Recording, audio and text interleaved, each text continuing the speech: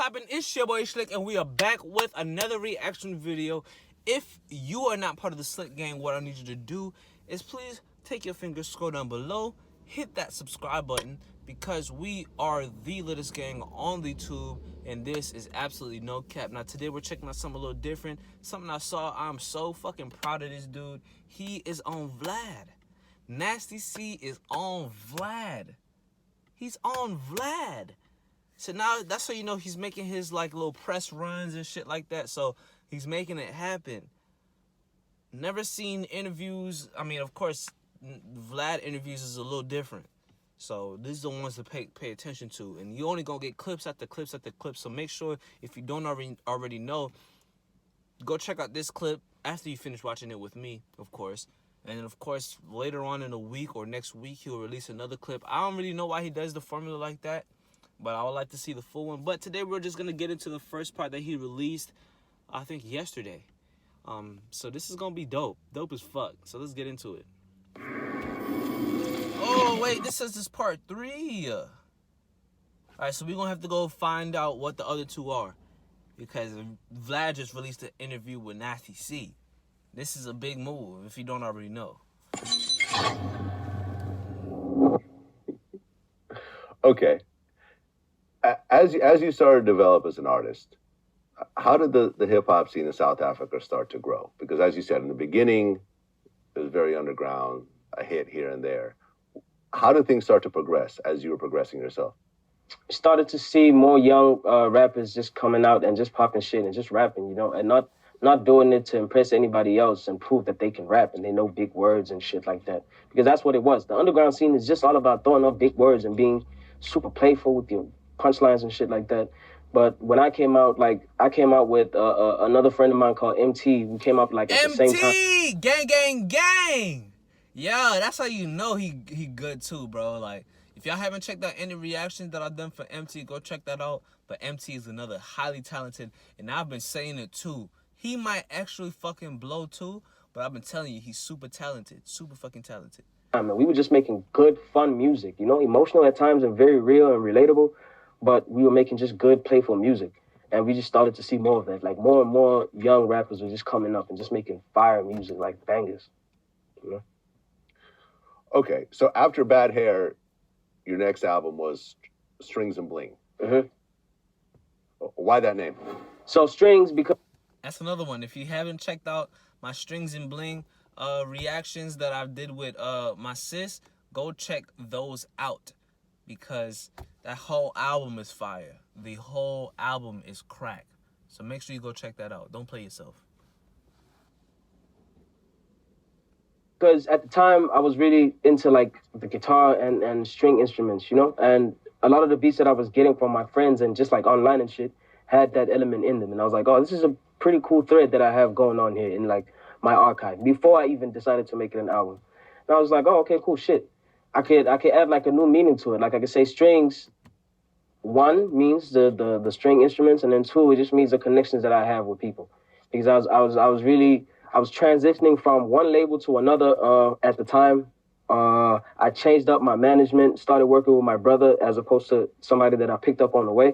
So I was just looking at how important all the relationships that I made before all this shit fucking mattered, and how they came back to save me. And I was just like, oh, okay, cool, shit.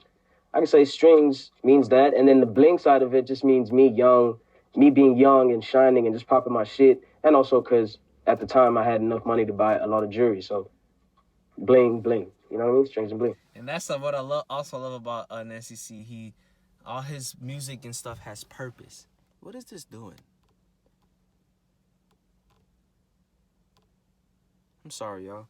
But yeah, all his music and stuff has a lot of purpose and deep meaning to it. So I fuck with that about him for sure. But also notice that the title of this interview says Nasty C didn't know 1 in 5 South Africans have HIV, are HIV positive.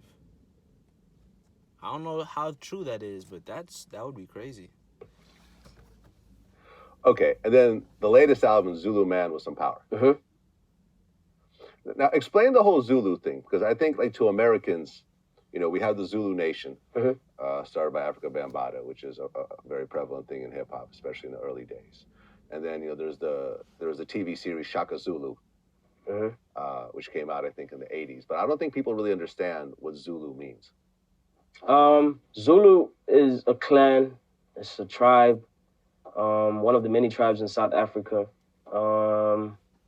Yeah, that's it. We've had our very prominent roles that we've played in history as Zulu people. As like Shaka Zulu being one of the main representatives of the whole clan.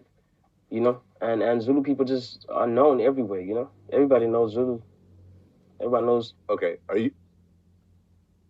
you yourself Zulu by bloodline? Yeah, I'm Zulu.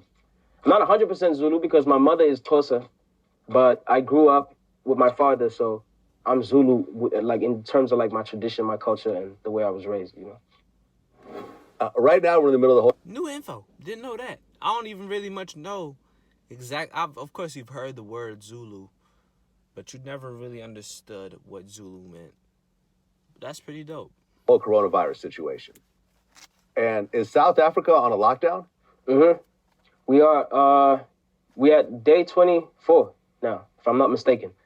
And we have a couple more days to go, like 10, 11 more days to go. Okay.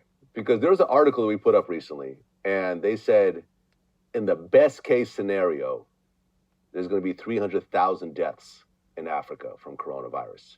In the worst case, it's going to be 3.3 million. Shit.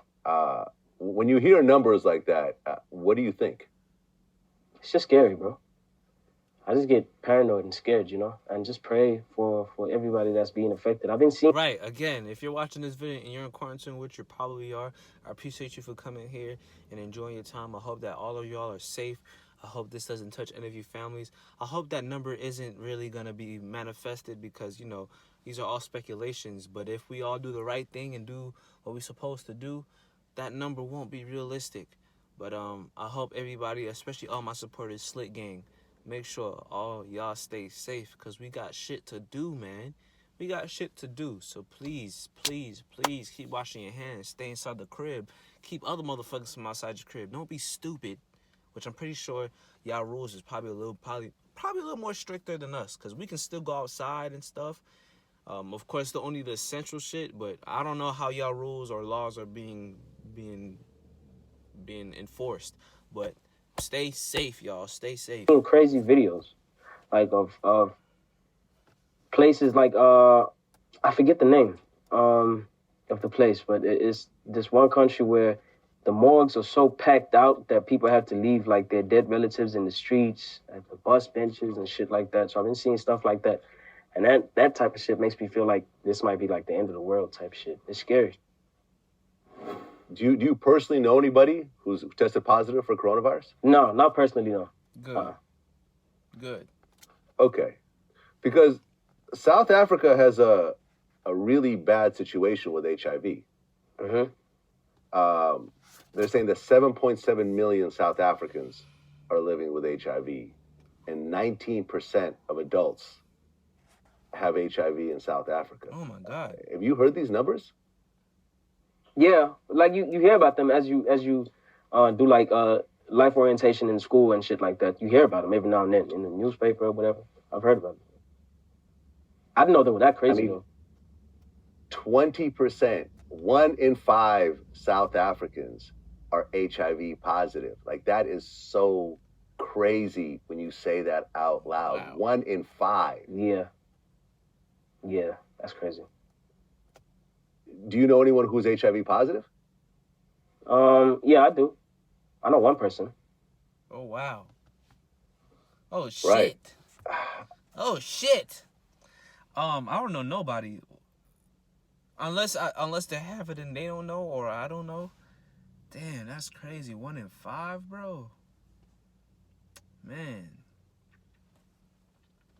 And that's what might end up happening with coronavirus. Like, people might be just dormantly carrying the virus and don't even know it and spreading it. I hope it don't stay around too long. A lot of states in the United States say that they're open up. Today's May 1st. I'm recording May 1st. A lot of people said that they're open up today.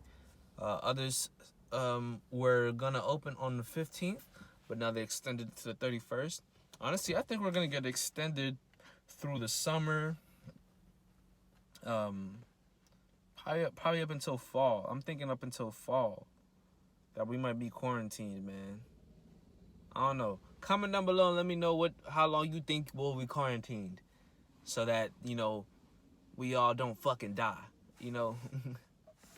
Because I remember I was looking through your Instagram, and there was like one post you had, and it had like a condom wrapper, and I'm like, It had a. we got like a condom wrapper and something else, the like a artwork. Magnum and something else on it, and I'm like, Oh yeah. Like, why do you think the HIV rate is so high in South Africa as opposed to other places? I don't know, man. It might be people just being reckless, having unprotected sex. It might be people just like being ignorant and not wanting to go get tested, and they don't know, so they have kids, and then their kids. Sidebar.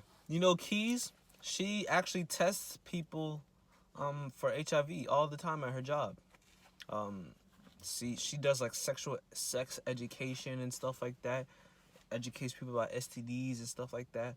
So she's really in the community dealing with this type of stuff. And so she meets HIV positive people all the time. And she tells me some of the stories of the people of how they contracted the disease. It's like, whoa. Like real fucked up situations. Real fucked up situations where the person didn't know and didn't question. And this other person was into some real deep crazy shit. And then because they were in deep crazy shit, they're also being ignorant and don't take care of themselves and stuff like that, and basically trap and put someone's life at risk with the HIV virus or disease. And that shit is so sad, Are born with it. It's a million cases, bro. It's like it's different ways, Yeah, it's sad.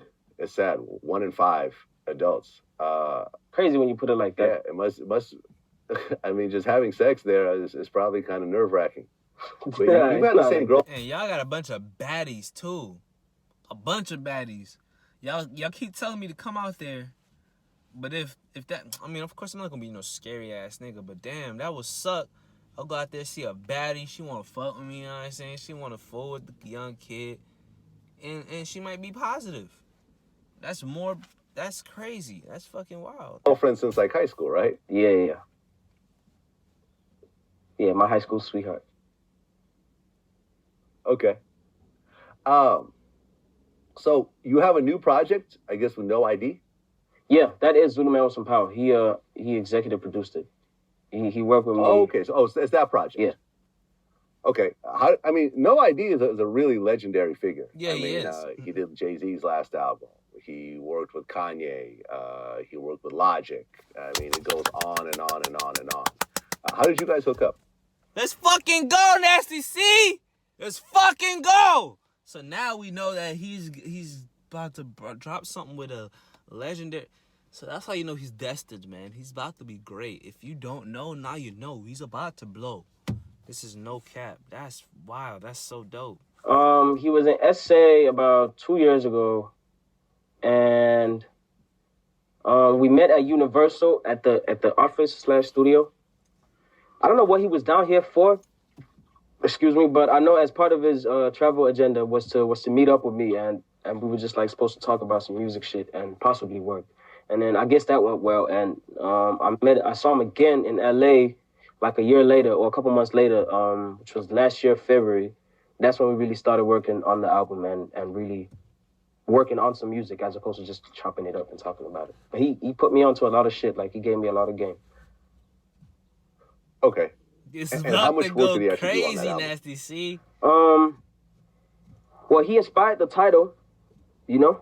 A lot of the stuff that we were speaking about kind of opened my eyes up a little bit. You know, I started to think, yo, if I'm gonna be this big superstar that transitions from being a local artist to a global artist and being on this global stage, like, I might as well represent where I'm from, tell my story, you know, tell people a little bit more about what I come from and what I am and my tradition and stuff like that. Because everybody else on the outside looking in, doesn't really know what's going on. They just see a couple videos on the internet and they assume, oh, Africa is this place where they just have wildlife. Oh, okay, cool. They have zebras and elephants. Right. That's what happens a lot with the people that watch my videos that are from the United States. They just don't fucking know. They just don't know. This is why I'll try. This channel is partly dedicated to helping spread this music, South Africans' music. Yes, there's a very broad spectrum of music that can be, circulated, but I'm more focused on the hip hop side and these couple of artists that you guys have shown me and I know that are great. So I know that, he's gonna blow, man, and he's gonna bring a lot of light to you guys, and a lot of artists are gonna come right after. Boop, boop, boop, boop, A-Reese, MT, Shego, fucking Shane Eagle, all of them are lined up to get blown up as soon as he blows up. No cap. Running around in their backyards and shit. That's what people think. So when me and him were speaking about it, and he gave me examples like Snoop with the braids and the West Coast shit with the bike and the lowriders and stuff like that, and how that was so appealing to people from New York, like seeing it and hearing it for the first time. How big of an impact that is and how important it is to carry like your culture on your back like that. When me and him had that conversation, I was like, okay, cool. With this next project, I definitely have to do something that's special. And if it's gonna be my transition album, I have to put on and carry my people with me. Yeah. Facts. So I guess that's a lot of work. Like that's in itself, like inspiring the title and the theme of an album is a lot of work. So he did that, and he when I went to LA, he gave me a lot of beats. I was just in the studio and on Gower Street. I was just in there like every day. And he was just throwing me beats. As you should. Beats. Well, right, because he's about to bless he had the a fairly fuck out high this position man. at Def Jam. Is that still the case? I'm not really sure about that. I don't know. Okay. I don't like that. Right. Wait, So, what? well, right, because he had a fairly high position at Def Jam. Is that still the case? Oh. I'm not really sure about that. I don't know. Okay. I don't like that. Right. So was you linking up with No ID? Was that kind of come with the whole Def Jam deal? Like those things kind of come together? Yeah, it was one of the first steps towards the deal. Because he was supposed to give me a little bit of guidance and be like my mentor type shit as I try and fuck with the market that side in the States. Yes, so as we were doing that, sir. started with the meetings and shit like that and the dinners with Def Jam and started making that connection, and then boom. This is so fire. So now we know, okay, so that he came fucking with No ID, the legendary No ID, which was his basically like his mentor, helping him transition into this artist that's about to be on a global stage. Again, like he said, giving him some game, as he should, man. This is so valuable and so dope that he's learning from the greatest. He's learning from the greatest, and now he's gonna go forward, because this is moves that only a person who's going to be on like a superstar is gonna do. A lot of other artists, they dealing with somebody. I mean, they might come up, but still yet. To get guidance from someone who's been in the game and dealt with the greatest of the greatest, you only gotta say one name, Jay-Z. You only gotta say that name to know that you worked with him and probably worked with him deeply, and that person's your mentor and is throwing you beats while you're in the studio. That means he believes in you and all of that. I'm so excited for this, man. Y'all have no idea. Well, going through your music, I noticed that you use the N-word a lot throughout your songs. Mm-hmm. Is that, and that's something that started in the U.S., of course, right. and it has kind of a very weird history, how it started with slavery and then, it's still used and so forth. Some people are cool with it, some people are not. Is the N-word used, like, prominently in South Africa among black kids, or is that more of an American thing? Well, obviously it's an American thing, but a lot of us use it all over the world. Like young kids, if you're black, you feel like you can't say nigga. Right. We use it like in the hip hop term and how it's being used right now. Like, you my nigga. Right. Like, I fuck with you. Or some shit like that. You know, because we have an equivalent. It just doesn't sound as cool. It wouldn't be cool if I said kafe in the song. It doesn't roll off the tongue. Oh. You know what I mean? So we just use. So is that what's up, my cafe? That's what it cafe? That's what he said. You know, because we have an equivalent. It just doesn't sound as cool. It wouldn't be cool if I said kafe in the song. It doesn't roll off. So now I got another word to use. Kafel. Kafel. That's how he said that's the equivalent to nigga. So that's just like I be saying gusheshe a lot because y'all taught me the word gusheshe. Teach me some other slang words. I'll definitely use them more on the channel. Every time I see a gusheshe, I say gusheshe. That's my kafel. I'm saying it a little wrong, huh? Kafel. That's my kafel. That is right. It doesn't sound as cool, but to say I know the word, that's cool. You know what I'm saying? Off the tongue. You know what I mean? So we just use nigga. So, do people use that C word the same way they use the N word in South Africa? No, over here. Like, is it also a term of, you know how the N word is a term of endearment used amongst black kids, but it could also be a term of racism if it's said by white people. Is the C word kind of the equivalent of that? It's the K word. It's spelled with a K. And no, it's not K. like that. Okay, sorry. Yeah, that one is not like that. That one is not cool to say even till today. It's like, us black people, we can say it, but it's weird if we say it, you know? That one hasn't gotten to a point where we're just like, okay, fuck it, we're gonna own this word and use it however we want to use it. We're gonna flip the meaning.